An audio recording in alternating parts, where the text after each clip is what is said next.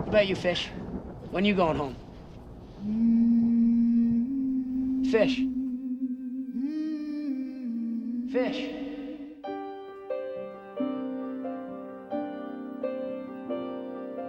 Where you from, Fisher? I'm from under a rock. Where'd you spend your childhood?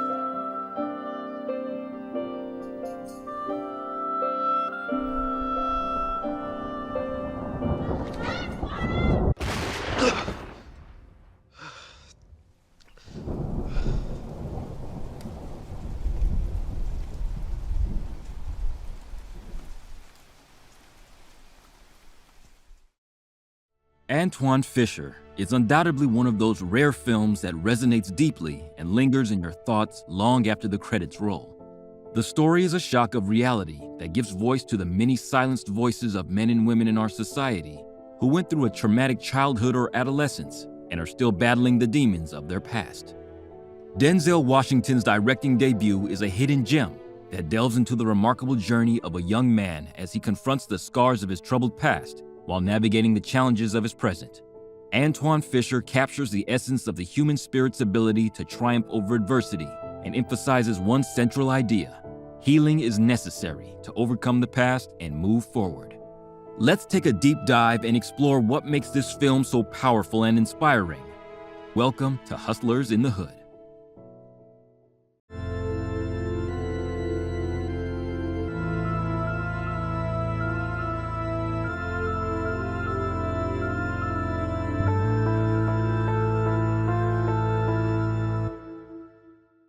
Antwone Fisher begins with a dream image that will resonate through the film. The eponymous Antwone, as a child, is welcomed to a dinner table by all the members of his family, past and present.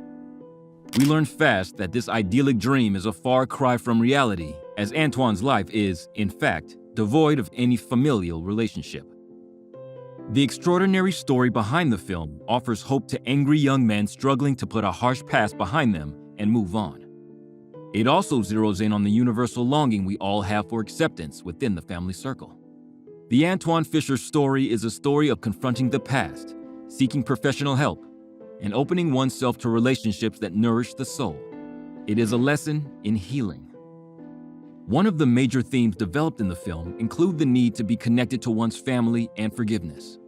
There was an urgent need for Antwone to find his family, and he must forgive those who have hurt him before his anger literally destroys him. Written by Antwone Fisher himself and inspired by his autobiography, this film tells the story of how a young American man confronted the demons of his past in order to come to terms with his origin. At age 24, Antwone Fisher is a Navy sailor stationed in San Diego, California. During his time in the Navy, he developed a friendly bond with two fellow officers, Man, what's up with you in the exchange? Porkchop and Slim, What? who would often hang out with Berkeley With all these women in here? and Grayson. These latter two frequently ended up triggering Antwone's past emotional traumas through negative comments disguised as jokes. Let me see the cover. Slave community. What you reading that shit for? Because I want to. Or with double intentions, What's on your face? resulting in many of their interactions escalating into fights. Antwone has anger issues. His violent hair-trigger reactions to almost every confrontation and verbal goading lands him in the office of Navy psychiatrist Dr. Jerome Davenport. Antwone refuses to speak and spends several sessions squirming in silence, a decision that's fine with Davenport, who patiently keeps rescheduling him for weekly one-hour sessions and doing paperwork while the silent young man sits in the room. When Antwone finally decides to speak, he does in fits and spurs. Where'd you spend your childhood? Cleveland. Parents still live there? I never had any parents. That would make you a medical miracle, Seaman Fisher. Where you from? I'm from under a rock. But we are soon introduced to the heart-rending stories of a lonely, abusive childhood in a series of flashback scenes, and it soon becomes apparent why he was reluctant at first to open up about it. Antwone's father was shot to death 2 months before he was born in prison, and subsequently turned over to state authorities by his mother, who declines to take him home. He doesn't know why his mother never came back for him. He feels disconnected, abandoned, and betrayed. At age 7, while living in Cleveland, little Antoine is regularly beaten by his foster mother, Mrs. Tate. Antoine spends most of his nightmarish childhood feeling worthless and trying to psych out Mrs. Tate's mood. Unfortunately, his foster mother is not the only monster in his life. He became homeless at age 17 and lived on the streets for years.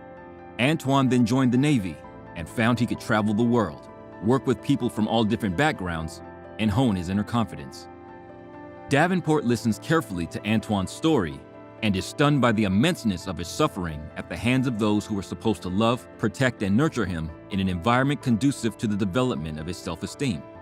Unbeknownst to him, there is one crucial part of Antoine's past that he is yet to reveal, a part that now largely influences his life and outlook.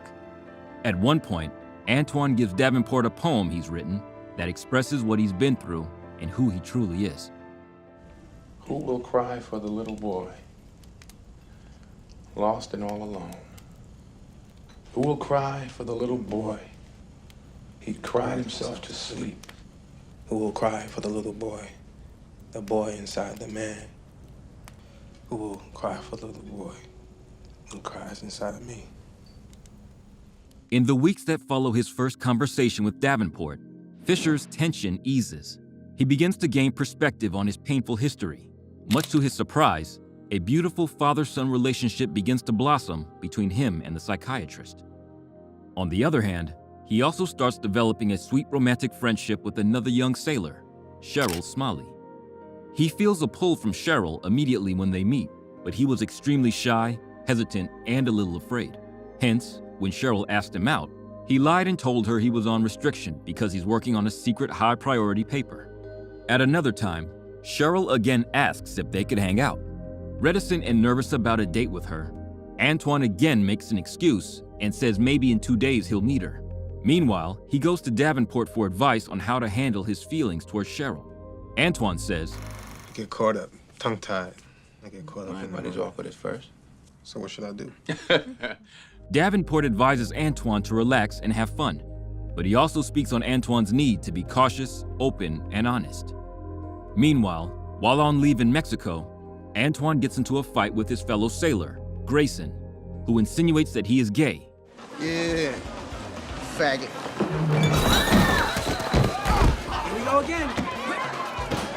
And is thrown into jail. This development seems to take Antoine steps back from the progress he's made, but we soon find out that his sexuality is a sensitive topic for him. In fact, this and his initial shyness and cluelessness with Cheryl are all telltales of that part of his life he's kept locked away from Davenport. Davenport meets Antoine in jail, and that is when he confides the sexual abuse he suffered as a child. We see, very sadly through flashback scenes, that Antoine suffered years of being sexually molested by his foster mother's adult niece, Nadine, in the basement of his home. This abuse developed severe psychological effects, which essentially reinforced his inability to develop relationships, especially with women. Now we see why he was the way he was with Cheryl when they first met. If you're enjoying this video so far, please leave a like on it and subscribe to the channel to join our community. Your support also plays a big role in giving the video a boost on YouTube, helping us positively impact the lives of even more people. Now, let's get back into it. One of the beautiful milestones and turning points in Antoine's story is when he chose to be honest and vulnerable with Cheryl. Sitting by the ocean, he asks if he can be honest with her, and then proceeds to tell her that he is seeing a psychiatrist. She replies in an empathetic and validating way, saying that her father went to a psychiatrist to deal with the fallout of his war experience. Feeling validated and safe, Antoine continues to open up more and tell her about his difficult childhood.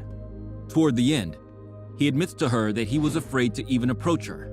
Cheryl might not have realized it immediately, but this marked the point when Antoine knew without a doubt that he had finally found his safe place in a world that had been cruel to him. Throughout the rest of the movie, we see how influential Cheryl became in the unfolding of Antoine's story. Indeed, finding the right person can completely change the course of a man's life. Things have at last fallen into place. Life is going well. At least that's what Antoine thinks, until Davenport drops a bombshell on him. Before complete healing and forgiveness can occur, Antoine needs to contact his family including the mother he never knew. Regard without ill will despite an offense. That's Webster's definition of forgiveness. Why do I have to forgive? To free yourself. So that you can get on with your life. Antoine resists the doctor's recommendation and explodes in helplessness after Davenport tells him that the therapy sessions are over and he must continue on his own.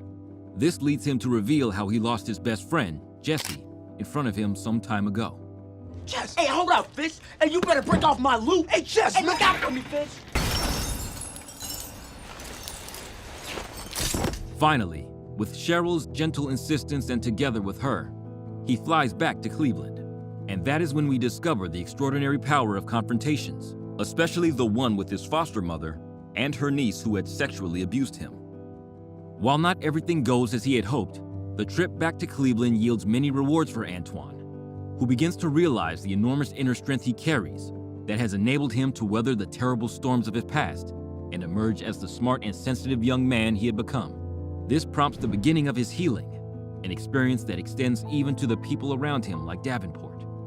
One of the most groundbreaking scenes of the movie occurs when all efforts to find his family falls through. Instead of giving up and returning home, Cheryl encourages Antoine to go to his foster mother to see if she'll have any information about his birth father. In what has become one of the most touching scenes in film history, Antoine confronts his cruel foster mother who stands stoic with Nadine and insists that they did him no harm. Antoine stands his ground in making them understand that they did not succeed in breaking his self-being. Antoine declares to them, What you tried to do, you couldn't destroy me. I'm still standing.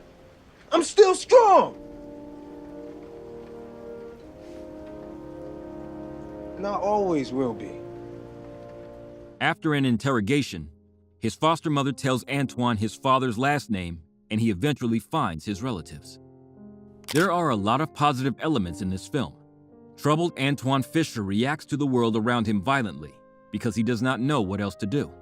Nonetheless, he is a good-hearted man who avoided poor choices such as drugs, crime, gangs, illicit sexual relationships, common among urban men who were forced to grow up on their own. Given the abuse of his past, it would be easy for Antoine to fall into addiction, hopelessness, and despair. Instead, he is enamored with the need to improve and the possibilities of change. Do you think it's possible for someone who had problems all their life? He trails off while talking to Davenport. Do you think they can change? There is something at work deep inside of Antoine that makes him continually strive to be a better person. Moreover, he sees the urgent need to deal with his bottled-up rage as he was concerned about Cheryl and the impact this ugly part of his life may have on her. Throughout the film, viewers are made to see, through the lives of the characters, how potent decisions drive the course of our lives. Antoine's father, an adulterer, gets murdered by his mistress. Antoine's friend, a petty thief, loses his life during a robbery attempt. Antoine's mother abandons her child and suffers for her selfishness.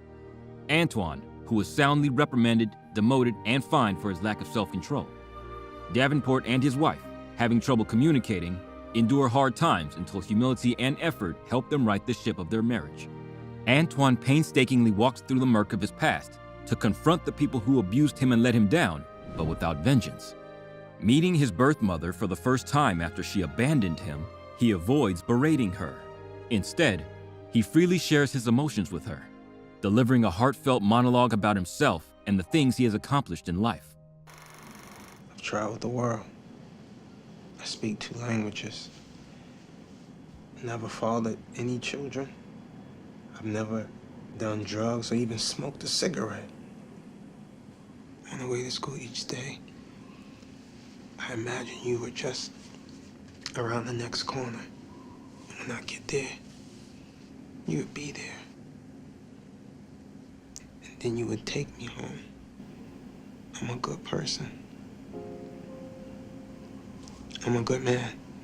At this point, after all that he said and done on the Cleveland trip, a great shift occurs. Antoine is reborn. He is no longer a defeated victim. Through fearless tenacity, he has successfully turned his life of terrible circumstances into a life of forgiveness and self-empowerment. It's no wonder Davenport tells him towards the end of the film, "You've beaten everybody who was beating you." It is beautiful to see that at the end of Antoine's journey to confront his past, The idyllic dream the film opened with becomes reality. He returns to his aunt's house to find the reunion in his honor. He is greeted by this extended family and summoned by the elders to a banquet table, where he is given a place of honor and welcomed. Antoine's story is counterpointed with the story of Davenport and his wife. There are issues in their past too, and it would seem that in a sense, Davenport and Fisher have been in therapy together, and his life too has gone through positive change. My wife and I, we were gonna have a bunch of kids when we found out we couldn't have any. And it rocked her to the core. I knew what to do for her, though. She needed help, treatment. But I, the well one, the strong one, at the same time, I went about the business of shutting down. Very subtle, very quiet. It was my little secret. Until one day, a young man came into my office and into my life, and he blew up that little secret right in my face, and he put me to shame. You don't owe me anything. I owe you. You're the champ, son. You've beaten everybody who was beating you. Antoine Fisher is an emotionally touching film. An overcomer, Fisher doesn't play the victim or blame the system, even though it would have been logical to. Instead of accepting that he's no better than the hand he's been dealt, he chose to improve on his life. He realized the need to trust another human being to help him, and the healing that occurs and the friendship that develops was beautiful and deeply inspiring. He realized that he had the power to choose how he will respond to childhood memories that haunt him and the people he confronts in day-to-day life, and he did just that through willpower and tenacity. Without a doubt, this is a film about second chances and the will to turn one's life around and make of it what one wishes. It also emphasizes how crucial it is to have people willing to extend a helping hand, even if all one has to give is an encouraging word as a genuine gesture of care. That gift alone can save a person's life and give them hope for the future. What are your thoughts about the movie?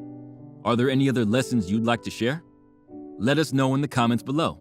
We'd love to hear from you. And if you enjoyed the video, please like and subscribe to the channel for more content like this.